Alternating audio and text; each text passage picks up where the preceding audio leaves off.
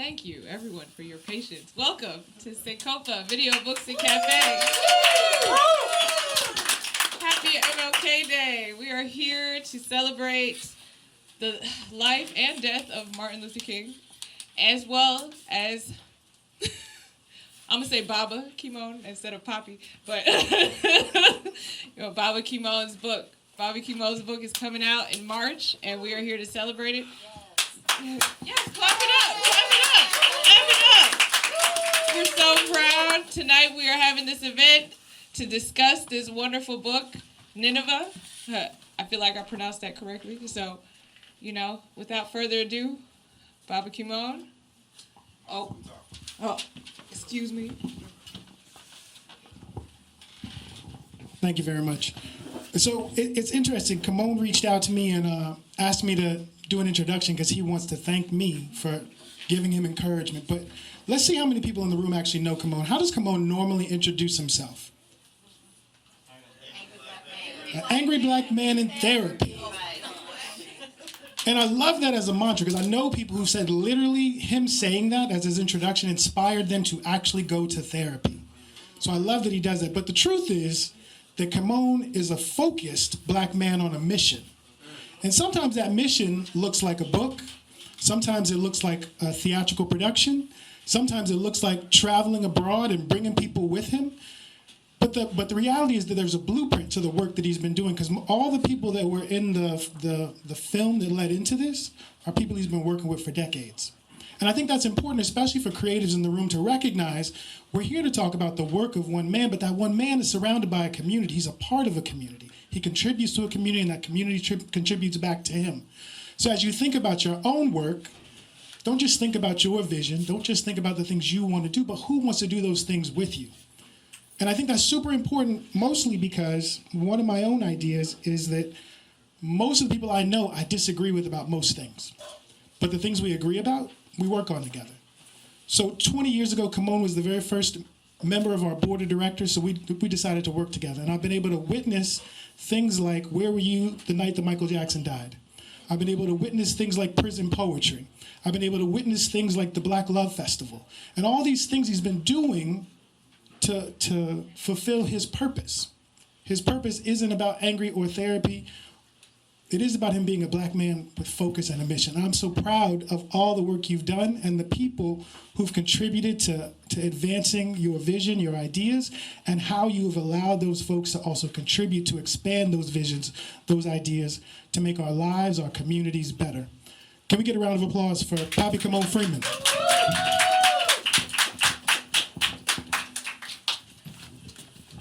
I will hug you, but you don't like hugs. All right. Thank each and every one of y'all for coming out. Thank you each and every one who come out. And he is almost right, but I am here to represent and destigmatize therapy. Get you some. And joining me here today is Ms. Dr. Khadija Ali-Coleman from the Hurston Wright Foundation. And we're going to have an in-depth conversation.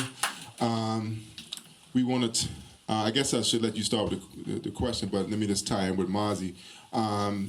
For those who was here early, we did a excerpt of the stage reading because when we first started this project, it was a screenplay, and it never got produced, obviously. But I had the good sense, at least, to put it up on stage and hear it read back to me from actors. And so, ever since then, whenever a water issue came up, the water protectors, Flint, Michigan, Jackson, Mississippi, or wherever. Someone, especially mine, was like, "What's up with the water issue? Why you not doing nothing? You missed to do something. Why don't you do something?" I'm like, "Man, I ain't got the money." He said, "Why don't you just write the book?" And it was like, "Duh, just write the book." "Oh, I ain't got the time. I ain't got time to write the book. I got to get this money, pay this rent. I ain't got time." And then the pandemic said, "What you gonna do?" And so between Mazi and the pandemic, it afforded me an opportunity to sit down and get this done. So that's why we're here today. And I want to hopefully interest you in this story because we can talk about facts and figures all day. I could tell you all, George Bush bought the biggest aquifer on the planet. He's going to sit on a suck it dry with a straw when the water crisis hits, or Barack Obama coughed 18 times in a speech in Flint, Michigan when he was asking for a glass of water and swear it wasn't political theater. You're not going to remember that. You're going to remember a story that affected you or you felt. Like most of you are old enough to remember when we was children if somebody would have asked you to buy a bottle of water, you would have looked at them like they was crazy. And now, this past Friday, I was at a Wizards game, and guess how much I paid for a bottle of water? $5. Y'all ain't been to a game in a while. That must be post-pandemic prices. I paid $6.15. $6.15. And I protested, but I was thirsty. All right, so no further ado, I now turn it over to our official hostess, and I will try to respond to her questions accordingly. Dr. Khadijah Ali-Coleman. Thank you so much. Give it up for Kymone, Freeman. So I'm very proud of you for letting me hold the mic and ask you questions, because as everyone saw before the camera started rolling, is that you, as Mazi Matafa said, and just so everyone knows, he is the executive director, the founding executive director of Words, Beats, and Life, a nonprofit in Washington, D.C. that has been doing phenomenal work for over 20 years now. And so we give it up for Mazi as well. And the fact that Mazi and Kymone are friends, I think, is very symbolic of, as Mazi said, who you are. As you're a son of D.C., and you have such intense love for Washington, D.C., that everything I feel that you do and what comes from your pores is this intensity in your love for Washington, D.C., and wanting to represent Washington, D.C. in a way where the disenfranchised really have a voice. I didn't expect for you to have a special introduction, but I did want to set the intention with reading a quote from Martin Luther King. And this is really in your honor, because one of the things that I find for the over 10 years that I've been an acquaintance with you, Kymone, I'd say is over 20 years now, right? You always, when in discussions, not just with me, but with other people, you're always able to cite from something that you've read and to put into practice something that you've read, but there's always something that you're able to refer to that has given some type of had some type of influence on either your action or your words. And I wanted to pull this quote from Martin Luther King before I ask my first question, because although you are an artist, although you do identify as an activist, I also think of you as an educator, all right?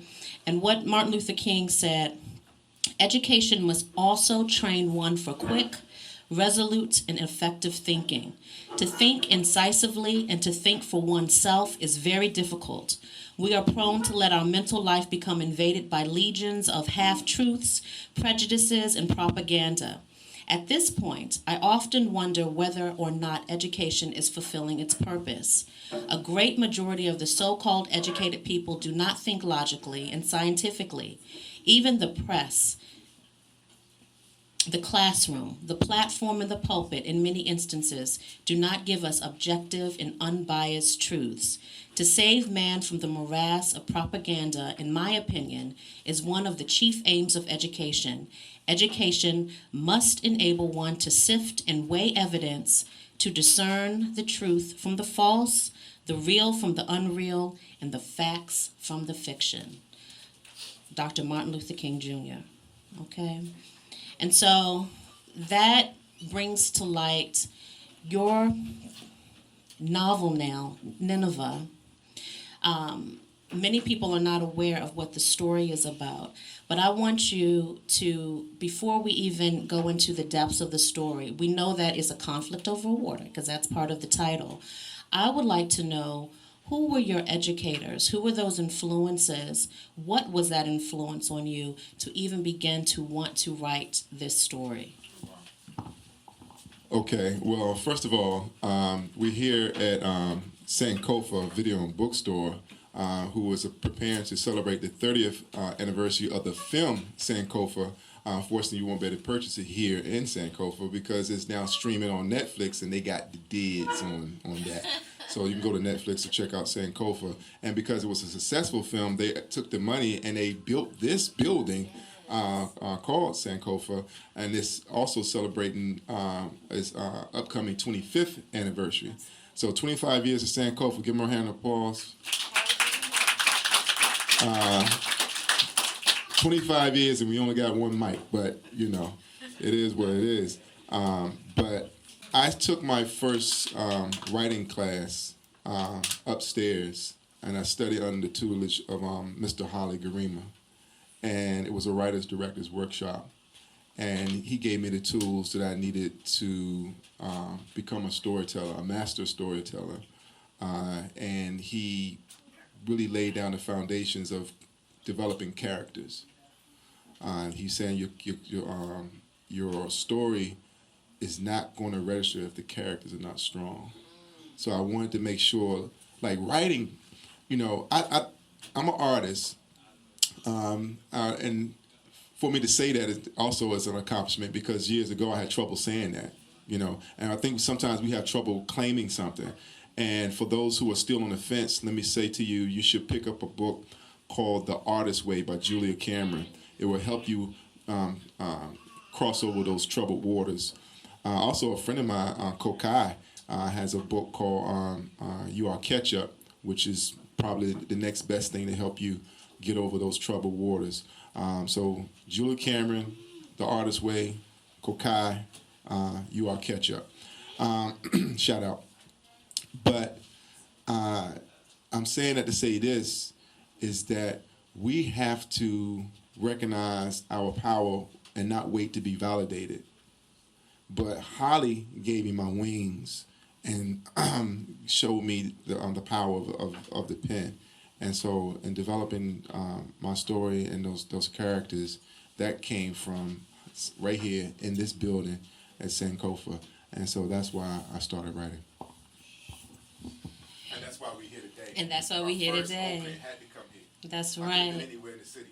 That's right. And you've been all over the city, but it's nice to be home. Like I said on the record, so in case Holly, I could have been anywhere in the city for this event, but I made sure that the first, this is the libation, I came home right here at Sankofa. It was very important to me. That's what Sankofa means. Shout out to Holly Garima, Shrikiana, and all the young people here that's doing the work. So let's talk about the story. We're talking about a conflict of water. And for folks who didn't know, or folks who are just coming in, and you weren't here earlier, playing on the screen was a reading of the screenplay for Nineveh, which was his original form before he turned it into a novel. And I had the pleasure, I was looking it up. What did you do with it? Did you take it down? Because I had the pleasure of seeing a clip of the screen of the film. Actually, it was a short film. One of the leading star was Milani Douglas, who is a local artist as well, but also she's doing fantastic work. I forget the museum she's the director of programs for. The Women's Museum. Yeah, in DC. But so it's this phenomenal Afrofuturist screenplay that you've now transitioned into a novel. Tell us about the story. We know that there is a leading woman. We know that this name comes from the Bible. Can you give us a summary without spoiling it on what the story is about and the biblical connection to the story? Well, there's no spoiler alerts, because I like to say there's so many twists and turns in the book I couldn't possibly give all of it away, thank goodness, and that's another layer of writing. But it is basically a conflict over water set in the future where water has been priced beyond affordability of the masses, forcing them to collect rainwater, which constitutes a new contraband. So think of it, how the drug war has been applied to black and brown people, and then the illicit possession of unauthorized rainwater is treated in the same fashion. And if the pandemic has showed us anything, it's how quickly things can change. So when we say reality fiction, yeah, this is real. Because the thing about fiction, it has to be believable, but reality don't. There's plenty of things we see that doesn't make any sense. That's unbelievable. But so this story is, I like to say, is Octavia off the loud. It's like. Because whenever we talk about, because I remember watching an interview with Octavia, and she was saying, why is it sci-fi for black people to see themselves in the future? As in fiction. Like it's fictitious to envision ourselves in the future. It's fictitious to see ourselves asserting our self-determination in the future. Is that fictitious? You know? Just give context. Everyone doesn't know the Octavia you're speaking of. Octavia Butler, please look her up. Octavia Butler. She unfortunately left too soon.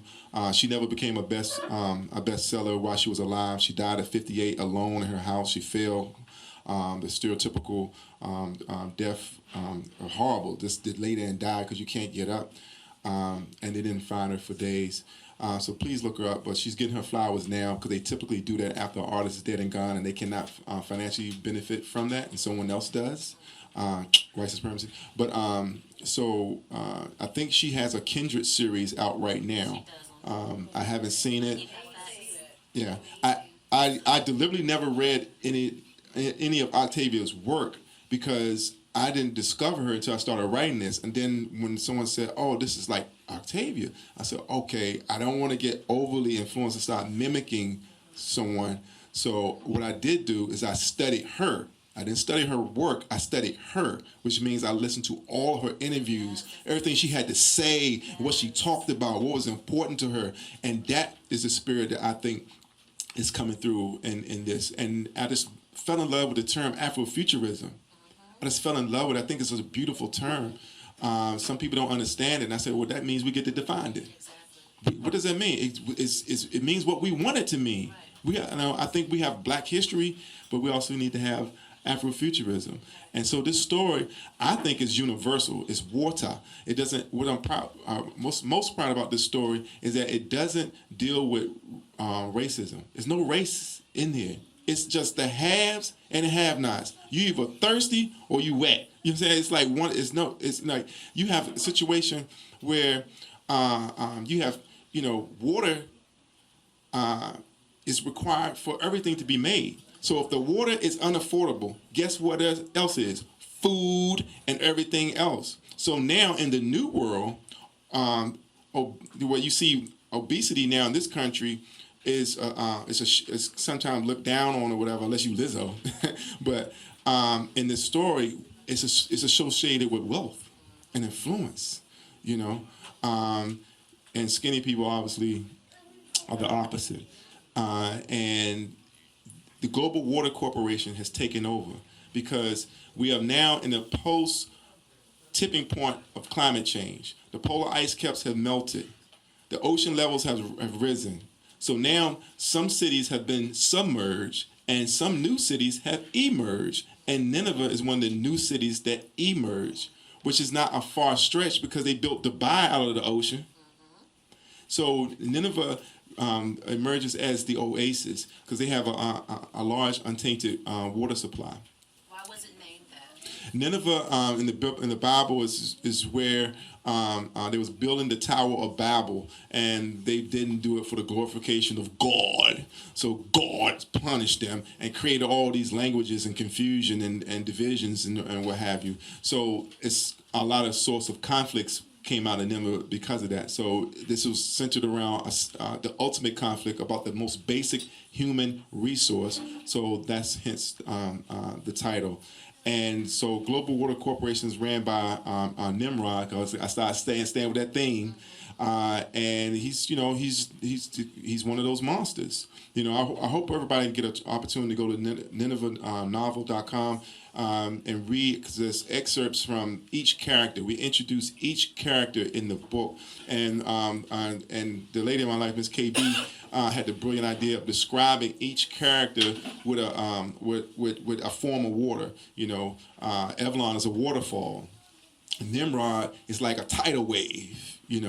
And so we stuck with that, and it gives a description of each one. But you'll see a sample of each character being introduced on there.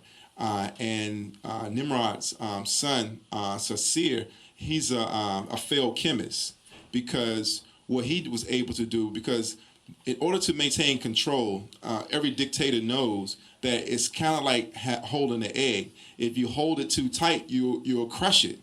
And if you hold it too loosely, you'll drop it. And that's like the reins of power. And so they have to give the people some water. There's a ration.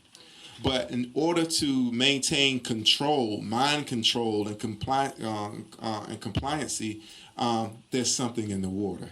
We've all heard that before with children. There's something in the water. Well, it is.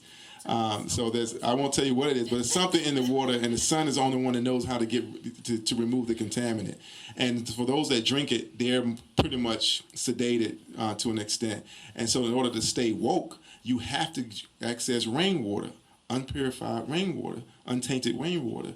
And that's the only way you can see the world for what it is and have the wherewithal to resist. So that's pretty much the story. And then obviously the resistance is led by Nabeli, and his daughter Evelyn is the badass. And for ladies, the woman is the hero here.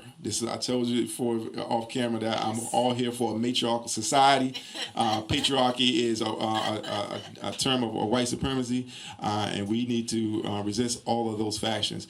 But this story embraces the leadership of women, the power of women, because she's not the damsel in distress. It's like the dude is holding her back. Like, don't kill him. We need him. Tell us this, kymone. What was going on? What year? I can theatrically talk to. All right, that's right. Equity with the mic. Okay, so tell us this.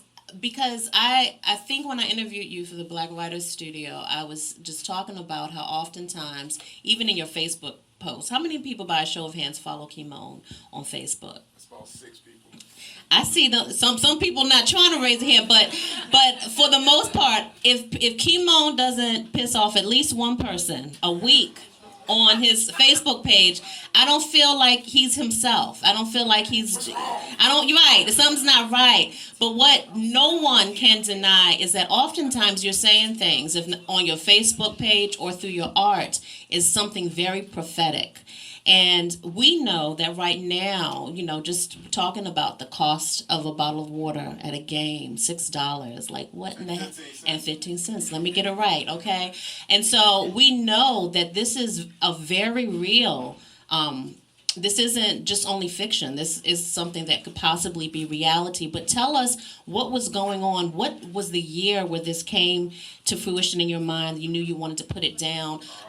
Because and correct me if I'm wrong, this was before was this before Flint? Yeah. This was before Flint. Yeah, this was before Flint. Because I feel like it was like 10 years ago where I saw the film. It wasn't recent at all. 15. Yeah, 15. So it was a very long time ago. So it was before Flint.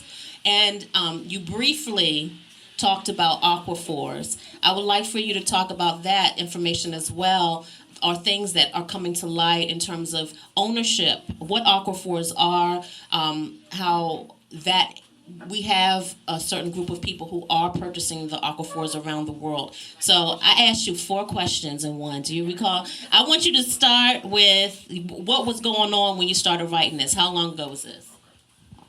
Well, to be honest with you, if I go all the way back, I always love to tell stories about my grandmother because she had such an impact on my life. But I remember as a child, how you remember glimpses of your childhood, like pieces, I remember this. And she said that they was going to sell water one day. And I remember telling this lady, crazy grandma, water's free. It turned out she was a visionary. And you know what she said? She said that when during the apartheid system here in America, the water fountains were a symbol of that line. The colored fountain, the white fountain. And shout out to that picture of the guy who was drinking out of the white vial. I love that picture. I might use it in a book promotion. But she said that when they took those signs down, that they was going to make us pay for that. That was her contention. And if you look back at it, around the end of the civil rights movement, that's when you start seeing those water fountains disappear. The public water fountains that was out, and then the public confidence in the quality of the water started eroding at the same time as the commercialization and the commodification of water went up. And you don't have to get into any futuristic ideas to see how water has been weaponized. From like we know about the crises, but there's also people living under conditions where you can't wash your car, you can't water your lawn. There's people in California and Arizona is under those restrictions. So it's not a far stretch. But when it really hit home for me was in 2004 when I spent the longest time outside of this country. I spent 6 weeks in Nairobi, Kenya. I was part of the American Friends Service committee, the wonderful Quaker organization, those good white folks, and they paid me to go. I was there for a leadership conference. They were sponsoring trips for activists and artists from all over this country to convene with activists and artists all over the continent, and we met there. I learned so much. It was like my graduate school. I learned how the World Bank and IMF work and how they colonize economies. And I went to Kibera, which is the second largest slum in all of Africa. And while I was in Kibera, I saw a child who had a get rich or die trying t-shirt on with no pants. And they was getting water out of a dirty stream, and there was a goat at the other end of the stream drinking out the same, and I was like, that burned in my mind. And then mind you, going over, there was like, oh, you can't drink the water. We have to brush our teeth with bottled water. We have to shower and bathe with our mouths closed. Don't let them put ice in any of your drinks. Like all of this. I'm like, they're drinking this stuff? That's when it hit me. I'm like, yo, this is serious, yo. And then I realized like how corporations take a heat in it. Coca-Cola takes 6 parts water to dilute it because it's so acidic and concentrated. Like if you drink a Coca-Cola too fast, you know what it is. But in its natural form, it's a syrup, and it's flammable. Coca-Cola in its natural form is a syrup, and it's flammable. And in its commercial form, it can clean the stains out your toilet, or the corrosion around your battery cable in your car. Right, that's what I was gonna say. And we put that shit on everything, So when I came back from Africa, water was on my mind, and I couldn't just go back to the normalcy, like leaving the water running while something's going on. I'm like, turn the water off. I was saying the other night, my son left the water. I'm like, yo, my whole life is dedicated to water. You leave the water for it took a while for me to open my mouth in the shower because I was still, and then, DC had a lead has a lead contamination issue because they've not we have lead pipes. Lead pipes is what contaminates the water, and they have been slow in replacing them. We did an interview with George Watkins, I'm sure I'm making a mask of his name. He was a former general manager of DC Water, and I'm talking about my capacity at We Are Radio. And we did an interview with him, and because they were saying it was going to take 100 years for them to replace all the lead pipes in the city. Wow. And we did a campaign on it. Think of the generations of children. Yes, there's no acceptable amount of lead in the body. There is no acceptable level of lead in the body, okay? All right, that's a whole nother conversation with all the people that's lying about that issue. But I like to say, because of our activism, shining a light on that, is now down to 30. Down to 30 years, So everyone should have a filter on their water. You shouldn't be buying individual bottles of water if you can help it. Obviously, I was at a game. I did that, but you should not do that on a consistent basis for 2 reasons. One, when you buy a bottle of water singly, you are paying more for water than you do for gas. If that was to make a gallon, if you was buy those bottles and then make a gallon, you would have paid more for gas. Paid for more for water. And Rolling Stone magazine said how water became the new oil. The Wall Street Journal said it's a new conflict resource. It's all out there. And if you think back before the pandemic, go back and look how many times there were a film or a story about a pandemic. Like I was watching Contaminant or Contagion, the series, during the pandemic, and now Black Panther comes out, it's about water. Avatar comes out, it's about water. So I think I'm in line. I think this is an idea whose time has come.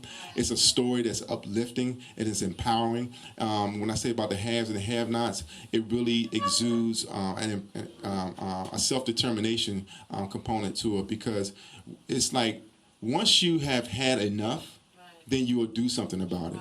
Once I can't take it no more. Well, when it gets to that, we're gonna see what's really real.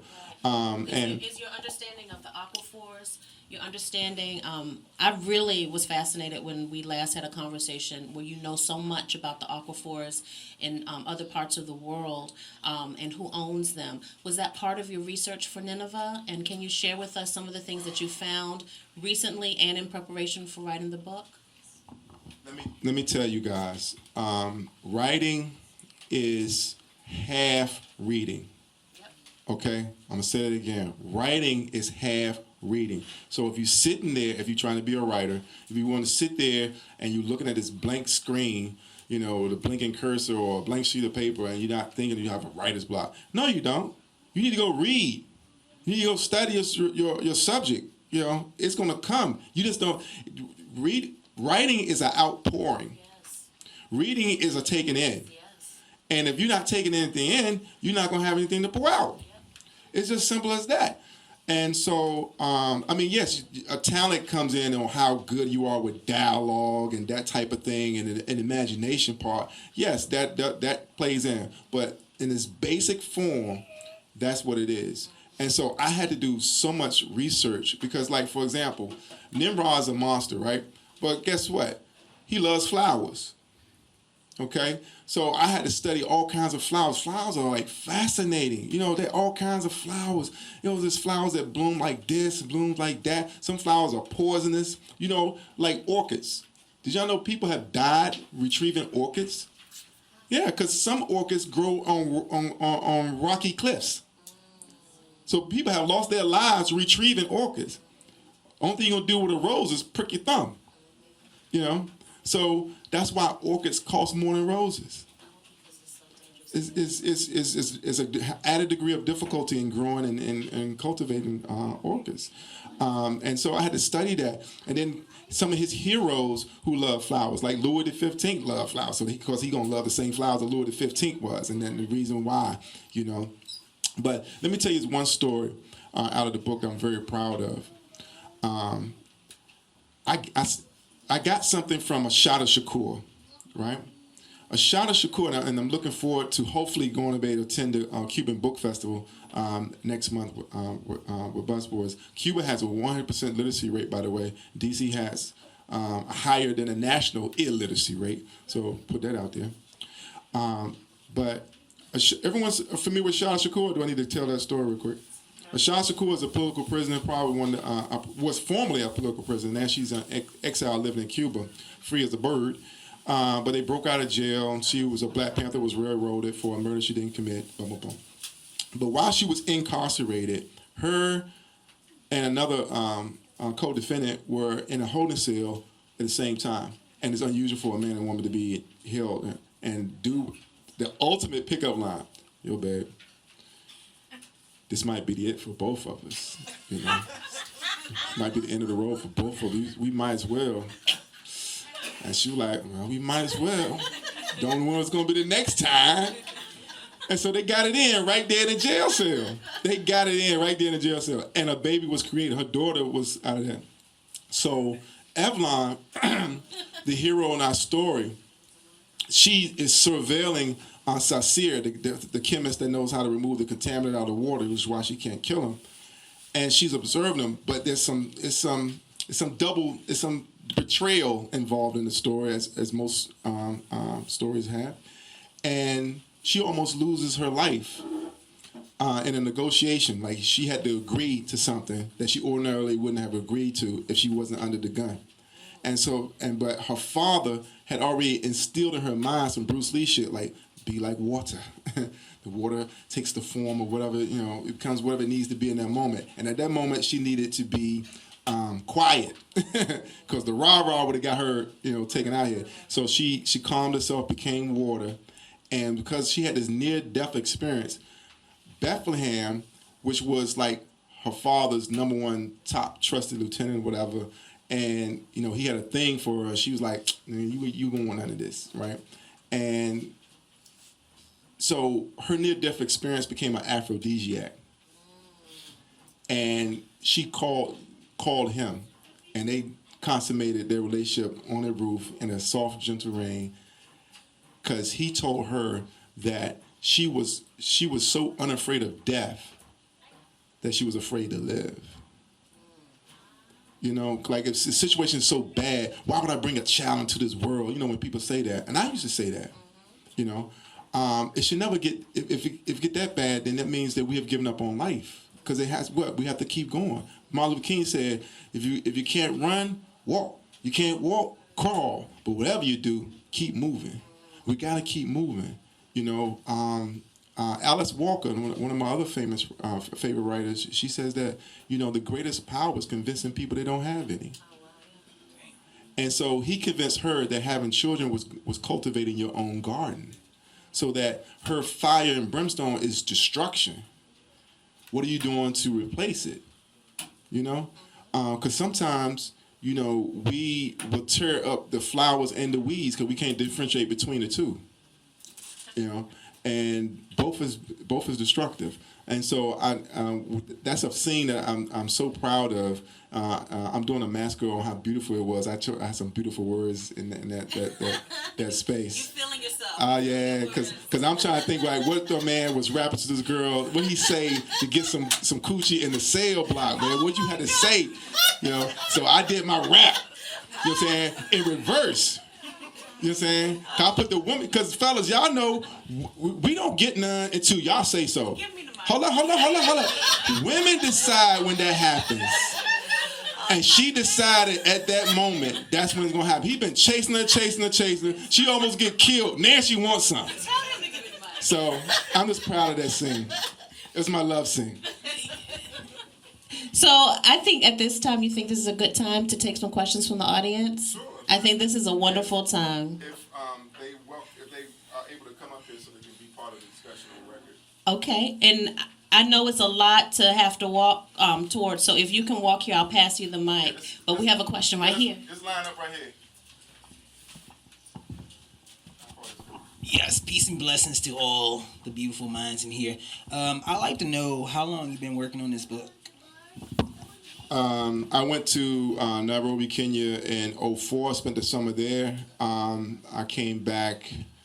I was working for Ralph Nader in New York. So 2004, I wasn't really in D.C. that much. And then the first thing I wrote was prison poetry. 2005, I got my first literary award.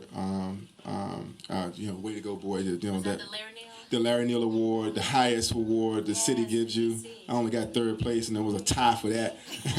Because this beautiful little Jewish lady said, I voted for you for second place. And so it wasn't until 2007 I wrote. Because now I now call myself a writer. So I did. You wrote it as a screenplay, not as a I wrote it as a screenplay because I was trying to take it to Prison Poetry was a play, a stage play. Nineveh, I was going to try to do film. And so it was 2007. And real quick, just to tell you a story, Jay-Z went to Africa, had a similar experience with the water that I had. And he came back to the States. He wanted to do something about it. So he spoke at the UN when Secretary General Kofi Annan was there. Jay-Z spoke. He had a whole Water for Life documentary. He built merry-go-rounds that children would play on. There actually was self-powering well pumps and provided clean water for rural people in Africa and saved countless lives. But they don't talk about that. We all know about him stabbing somebody, but you don't know about how many lives Jay-Z is. So. And that was around the time that he and Will Smith did Fela. They produced. Right? Oh, this is before then. This is probably like 2008. Oh, wow. Somewhere around there, because it was right after I wrote the story. Okay. And so my brother is a mildly successful music engineer, and so he knew Beehive, Beehive's like Jay-Z's cousin who runs. Just pause that you call him mildly successful. He's mildly successful, yeah. I mean, what do you want me to tell you? He's wildly successful? He's mildly successful. I mean, he's successful enough to know Jay-Z's cousin. And Beehive runs Rock Nation. And so I was like, yo, introduce me to Beehive. And so Beehive's a good dude. And so he tested me. He was like, send me the script and come to New York. And I was like, if I send you the script, why I gotta come to New York? We can just email it. But he said, come to New York. I'm like, okay. So I get on the Chinatown bus and I go to New York. And we're talking about water. We're talking about this story in its raw form. This book is so much. I'm so glad he turned it down. Have you heard it? I can't believe I'm saying it now, but yeah. Because this story is because of the pandemic and the amount of research and what have you, it's just so much deeper. You know how you can't fit the whole book into a film. You know how you say that, right? So think about that in reverse. I had a skeleton of a story then. I had an idea that wasn't fleshed out. And so he still took the meeting, which validated me, because I'm sitting here talking to the man, sitting next to the man, and I'm like, okay. He said, I like the story, but it feels like a documentary though, bro. And what my dumb butt got bogged down is I'm going to try to tell him how he's going to make money with this story, right? The guy that got off the Chinatown bus is going to tell the guy that runs Rock Nation how he's going to make money fucking with me. What I should have said is that I thought Jay wanted to make history, not just money. That's supposed to be my shot right there. So shout out to Beehive. Hope you can get the book, get a couple copies, give it to Jay. You know what I'm saying? Maybe Beyonce could portray Evelyn. Oh, can you imagine? Y'all, it might sound crazy, but you don't know what can happen. So y'all might be my day ones right here in Sankofa on MLK Day when this was dropped, and then everybody else is going to the movies to see play Evelyn. Wouldn't that be dope? Well, a lot of things you say manifest. There you go. I'm claiming it. And all y'all coming with me on the opening night, y'all got make sure we get y'all emails. Y'all can go to the website, Nineveh Novel, lock that in. Because I'm trying to tell you, this story is going places. Because water is affecting everybody around the world. You're just not hearing about it. You're just not hearing about it. And I'm so proud of this story because I think it is such a thing of art. I wish I had a physical copy to read pieces. So I'm going to be doing book talks all around the city. This one is way more personal, but I'm just saying that each appearance would be different. Some I might be reading directly from. Some I might be doing different parts of it.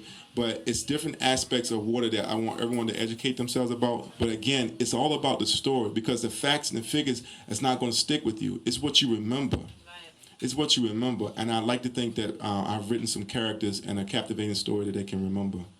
As the next person who has a question comes up, I had a question about DC. Does DC or any aspect of DC find its way in Nineveh? No, I'm bigger than DC, and this story is bigger than DC. This is an international story because Nineveh can be anywhere. I never say exactly where Nineveh is. I never say exactly when year the story takes place. I say that the water crisis begins in 2025. I said it begins. So you know what year it is now. And again, if the pandemic has taught us anything, it's how quickly things can change. And so I feel like I'm a town crier raising a flag on an issue that we all should be concerned about before we find ourselves behind on the receiving end of that change. Why don't we prepare for that change? Or like Gil Scott-Heron, instead of continuously go through the change, you know what I'm saying, we direct the change. Let's direct the change. And I think this story will equip us with the afrofuturism and the wherewithal to be inspired and prepared. Because I think once you're prepared, then nothing will shake you.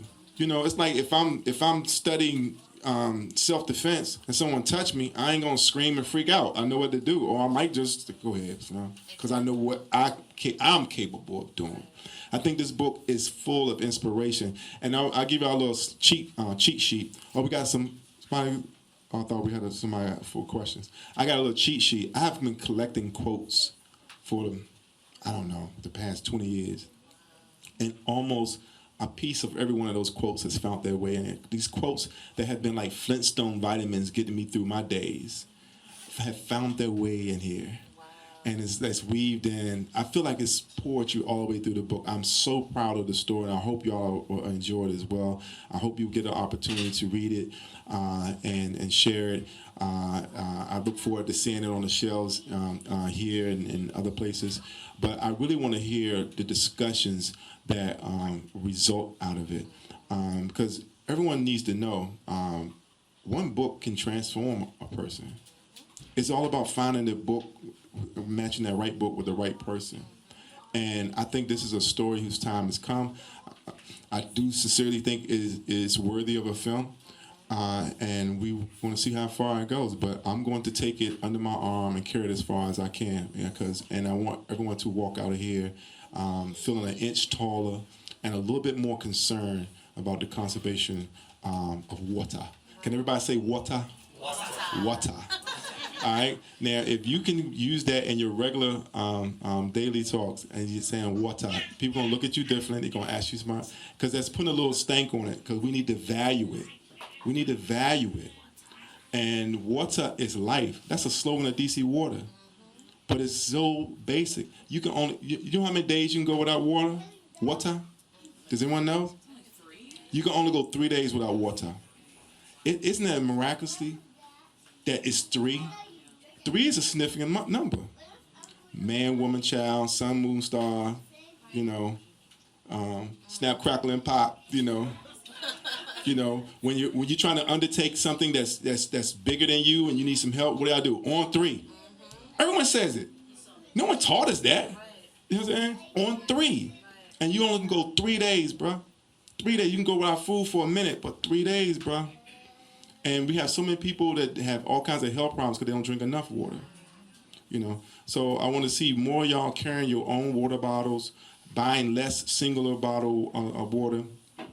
Try to patronize black businesses that sell water, but you want to get away from the plastic containers, because the plastic, and one of the other things, this is in a post-plastic, oil depleted society, and plastic is a byproduct of oil. So they actually don't use plastic anymore. They don't even use plastic anymore. And imagine a system where the transportation has changed, because now if it's an oil depleted society, guess what? They don't have the technology for international flights anymore, because what's going to power them? Because they have been deliberately sitting on the technology that will, like if someone was to create technology where you can get 1,000 miles out of a gallon of gas, you know what will happen? Either he would turn up missing, or they would buy his patent for this to shut it down. Y'all, we saw what happened with the man who made. We saw what happened with the man who made the machine for Flint to purify the water, and he took it to different locations and they would destroy it.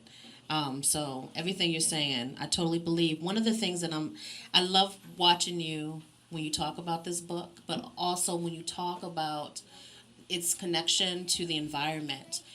There's so few, I think the face of environmental activism globally has been a non-black face, has been a white face for the most part. And to hear you talk so much and connect this to current day problems that we're having environmentally, and it's not just with global, I guess, for global warming, but also all of the outcomes that impact our earth because of global warming, being water, one of them. Was there something experience that you had as an environmental activist that has really informed, you speak at length about the research that went into this, but I believe you had also some activists outside of Kenya experiences that informed a lot of the work or the information in the book as well. I have to call on my better half. Ms. KB, could you pull up Nineveh website on your phone and hand it to me? Because there's something I want to read from one of the characters that best addresses what you just said. So as soon as you get that to me, I'll read it to you. But in the meantime, let me say this. I should have said that this book is dedicated to Damu Smith. Damu Smith coined the phrase of environmental racism. Because when you look around this country, you'll see that most of the power plants and the cancer alleys and all those things is near black people and people of color. But because my book doesn't deal with racism, because now we have gotten to the bare bones of it all, the haves and the have-nots. You have water or you don't. So this is Sasir. And Sasir, again, is the son of Nimrod, the Global Water Corporation, the failed chemist. But Can people see that now? yeah, you can go to Nineveh Novel and you can read the excerpts from these characters. I introduce these characters to you so you can get an understanding and feel for them, because I want you to care about them. Because I put a lot of time and study into really making them real, you know. And when I make them real, Sasir, he's like a nymphomaniac, you know, because he has a hole in his soul, so he deals with excesses, you know. He has thirsty women around him all the time, but no pun intended.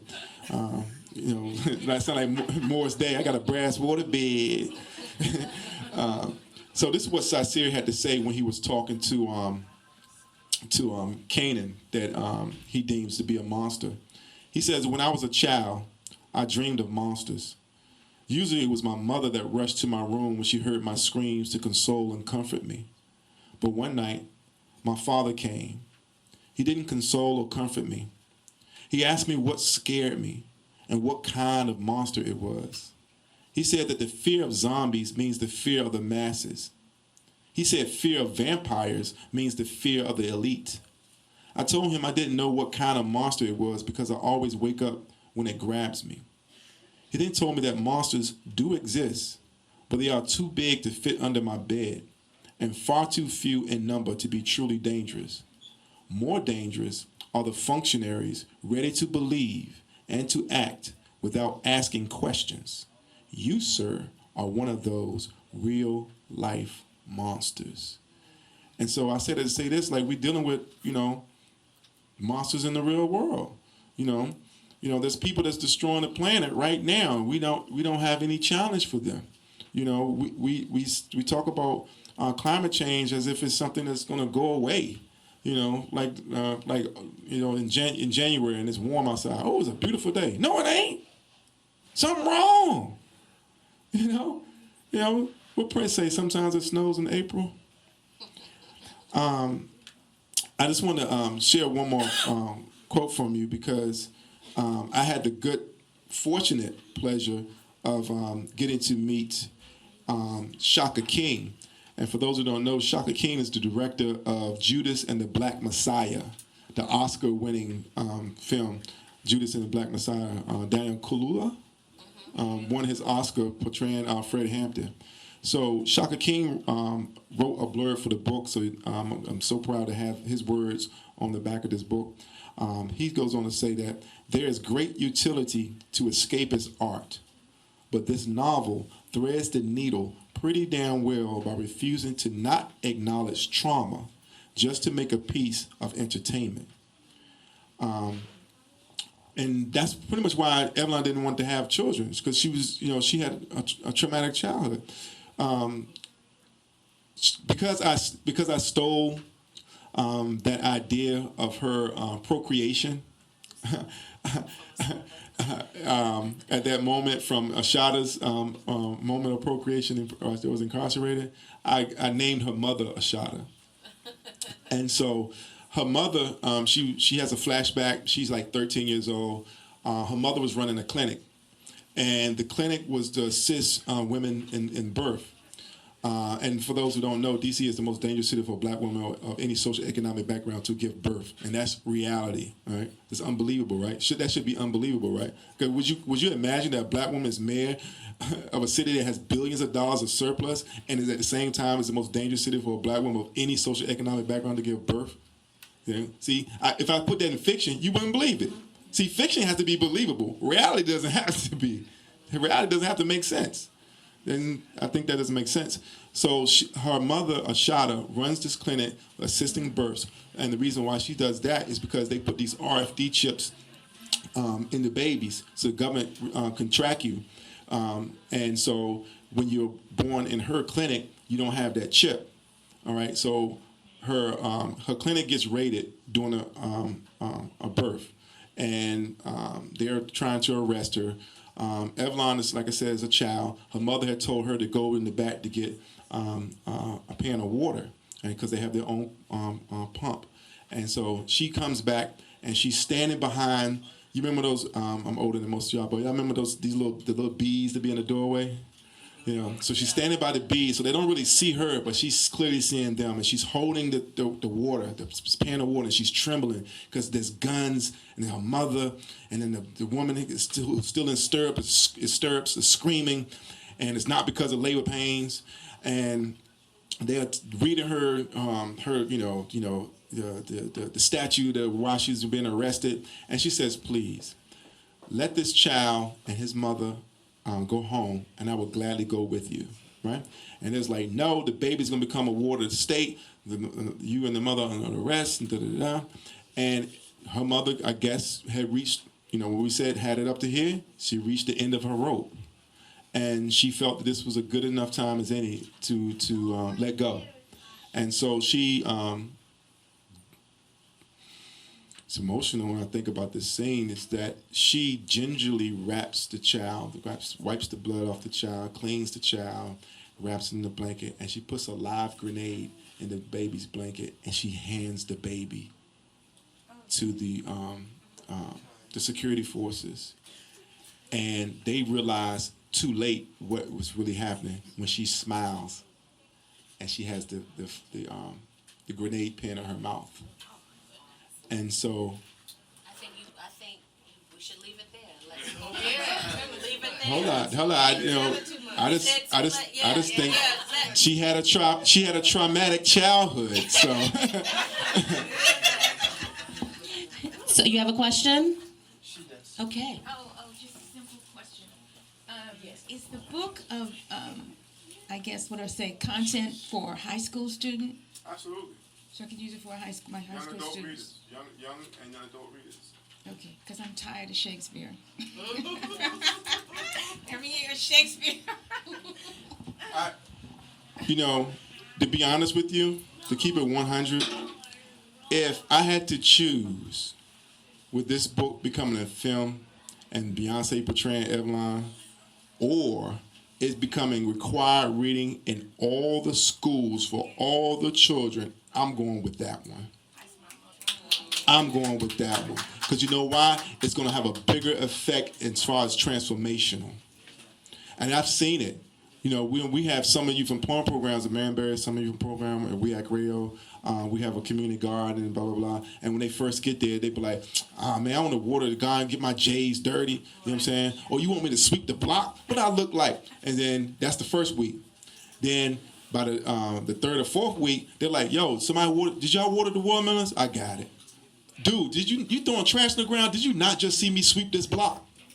It starts to change, because guess what? Because once they start caring about the environment, then they start caring about themselves, and they start caring about themselves a little bit more. They start extending it to other people. So we think the problem is so big. Sometimes it's because it's small. And if we start appreciating water and start looking at it as a source of life rather than just whatever comes out of the faucet, I think we'll start looking at everything else a little differently. So I would love it if children read this book as requirement. I hope this book gets banned. That's my challenge. Yeah, I want to be on the banned book list. Toni Morrison said it was such an honor to have my book banned out of the prisons. Yes. So the book is available for pre-order now. You can go to sankofa.com and ninevehnovel.com. There's a QR code. It's a QR code. Are we going to get our book signed, or when are you going to sign? Oh man, if y'all want my signature, So Sankofa has to have them back. We have book plates, so we can have I want Yeah. my book. yeah. I would make that happen for each and every one of you. You can sign our email list. KB, that's correct. You can sign our email list on the website, right? You can stay up. Well, when you buy the book, you can put your email in there. Yeah, absolutely. So when you go to the site, you can log in and join our listserv. Please share it far and wide. Let's be revolutionary and all get behind this. Take ownership of it, because it's the one book I can say that can actually prepare you for the future. Can you close on talking about? I know you remember what you told me. If not, I will remind you. But just close on the words about what reading and traveling. But for now, or for when the book comes? Oh wow, So, because for people who ordered on our Okay, so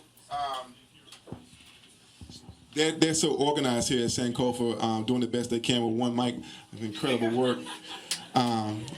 I can sign this, and they'll put it in each book from Sankofa. So you can get, hopefully, for those out there, you can get this book wherever you find it. But for those here, I will hope that you go into a physical store, preferably a small independent store or a black-owned store to get it. So let's be conscious consumers. We have a theme song. I have original music for this book. Who else has original music for their book? I'm going to play it when we leave. We got Jabari here about to take us home. I hope y'all can stick around to 6 o'clock. Jabari is one of my closest friends, and the worst godfather the world has ever seen. But he was the drum. He led the drums, choreographed the drumming on Black Panther. He was roommates with Chadwick Boseman. So he's out there. Oh, so there we go. So he's gonna take us on a little drum solo. So I hope we get a chance to talk to each and every one of you. But I wanted to get one young person in here, because I thought we had some young people here, but ain't nobody saying nothing. But okay. I'm not young. Okay, here we go. Give me something. Oh, you front of that speaker. Let's stand up. We all want to hear. I just want to hear a question. So all this information on the drop.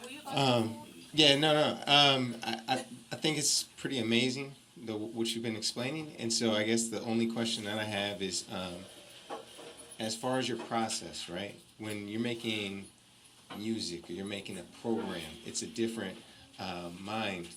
When you're trying to follow through on something like this, that sounds like it's taken years of study to do. Where did you take the time out to say, okay, I've gotten enough to do some writing? And then once you finish the writing, what was the process to iterate that writing and to go back and to just sort of get it to the point where it's ready for release? Well, I could tell you right now that I look at writing as like the lowest totem pole of the artist spectrum. I think music is the highest level of the artist spectrum, because you have to be almost crazy to write, because think about it. You have to sit in a room, listen to the voices in your head, try to accurately record those voices, and then convince other people that they can hear the voices too. That's borderline, So my process, I have the Ernest Hemingway process. And I was just at the Ernest Hemingway bar in the Cuban embassy the other day. That's right. I have the Ernest Hemingway process, and this is his process: write drunk, edit sober. Oh my goodness. And that's what works for me. You definitely get And I can tell you right now. You definitely get banned. I'm in, and the folks that's close to me will tell you. I will go through a bottle, and now Nineveh, she's talking. It's talking to me. Because you know what? On those bottles, you know what it says? It says distilled spirits. And I'm trying to catch the spirit. I got the spirit. Tell him about how many rewrites you've had to go through, and how you've had people edit and look, the rewrites. Okay. No, you tell him about the rewrite. That's part of your process. After the drunkenness. Okay. The sober part. Right. Yeah, the sober part. It's like, how y'all wake up in there, you're like, what the fuck did I do? And yeah, so the rewrites is part of it. You that's when you know if you got a good story. Because if you don't get tired of reading it, like I want to read this one more time before it gets edited, I want to go through it again. That's why I'm so proud of it, because it's been a process. But in terms of finding the time, it was the pandemic, bro. It was the pandemic. I would only give you the wrong impression that I was this disciplined man, that I did like Toni Morrison. I would get up 4 o'clock in the morning before everybody else, and I would write because I'm smart in the morning. Right. You know what I'm saying? I'm not smart in the morning. I'm miserable. I'm not a morning person. I write late at night. Right. It's preferably between midnight and 3. That's when the spirits are talking to me. And like that's when, yeah, and when it gets really quiet, it's late and quiet, I can really hear those voices, and the still spirits is moving through me, you know, and I get it in. And you know, that's part of water too. That's part of water too. The Native Americans called it fire water. That fire water. Yeah. So I hope that answers your question in the process. But thank you. But it was the pandemic, and let me say this to you. Someone, I want to end with this. Someone look up Milton Friedman crisis and give me the quote so I can read it for the closeout. Milton Friedman, not free man. It's like fried man, you know, Jewish Friedman crisis. And I think that's what the pandemic has done for us. If you have not improved some aspect of your life during the pandemic, if you have not read more books than you ordinarily would have read in any other 2-year time point in your life during the pandemic, I think you wasted your time. And because all the excuses that I had for not doing this book was eradicated with the pandemic. Thank you, sir. Shout out to Avis J that's filming this tonight. This is what Milton Friedman had to say. He says, only a crisis, actual or perceived, produces real change. When that crisis occurs, the actions that are taken depend on the ideas that are laying around. That, I believe, is our basic function, to develop alternatives to existing policies to keep them alive and available until the politically impossible becomes the politically inevitable. In Nineveh, very few people are willing to resist the system, but Evelyn, her father, Nibeli, and Bethlehem, they had the audacity to believe that seeing themselves in the future wasn't fiction, and they made it a reality. And I think in reading this, we'll start to believe that we can do it too. Let's give it up for kymone.